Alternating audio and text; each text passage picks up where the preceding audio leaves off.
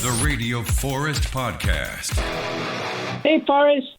Jon Anderson from Yes. Hello, sir. Yes, sir. It's Forrest. Good to hear you. Serious question for you. Do you think Blackburn or Burnley have a shot at getting back in the EPL? I hope not. You hope not? Neither team?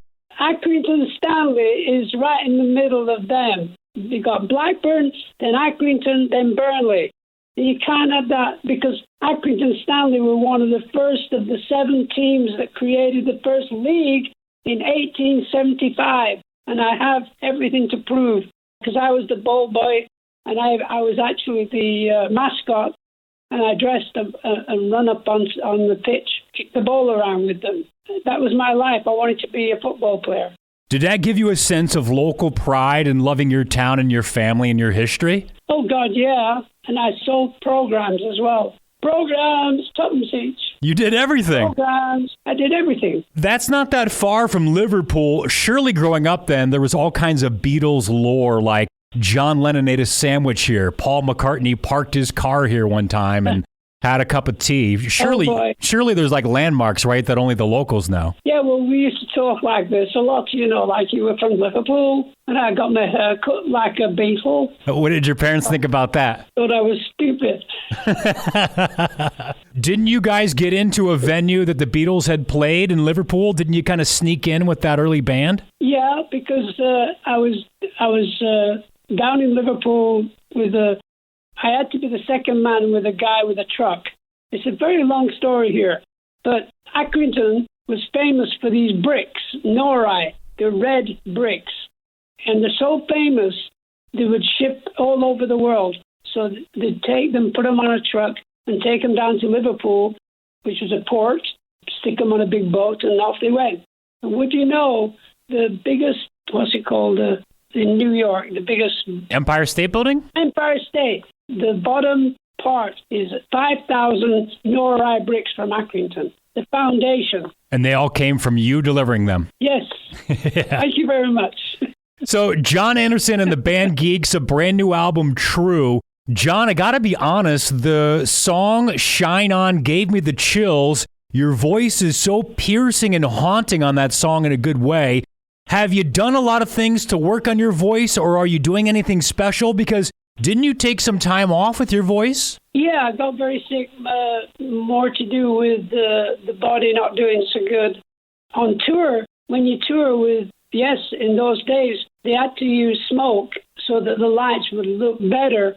And the smoke was this oil-based, very dangerous, because I'd be singing and inhaling the smoke around it. And after a year of doing that, I really got very badly sick and everything. And then the Yes carried on without me. And I went on tour just with me, a guitar, and my wife, Jane, and just singing the songs that I wrote for Yes. And it was a fantastic experience.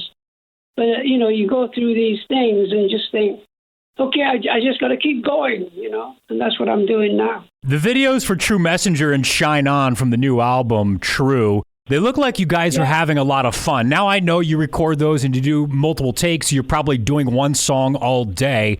But seeing that and some of the live footage, it looks like you're really having a lot of fun with these guys. Is it really like kicked back up your love for touring and the 70s songs of Yes and being on stage? It's incredible. It's the best time of my life, and I can't believe how lucky I am. I feel very blessed to be still singing and hitting the big notes and still hanging in there, having a good time. And when you first met with these guys, the band Geeks, they're on YouTube doing covers of Yes songs. At first, these are 3 different levels, Jon. So it's a band that can play your music, but then a band that can play with you singing the music, and then a band that can be involved with new music. So what was the first process? Did you originally think you wanted to perform with them, or did you just want to talk and hang out? Well, when I heard them do the Heart of the Sunrise, I rang up the bass player, Richie, and said, Richie, you guys are fantastic. Let's go on tour. And he said, is that really Jon Anderson? I said, yeah, we're going to do epics and classics. And we toured for 12 shows. At the end of this tour, I just turned to Richie and said, listen, guys, we got to make an album. And that's what we did over the winter from November, January, February. And the album's out now. It's coming out today. It's more than I could have ever dreamed of as an album. It's just pure Yes magic. I don't know what it is, but the gods of music said, "Okay, Jon, have a go."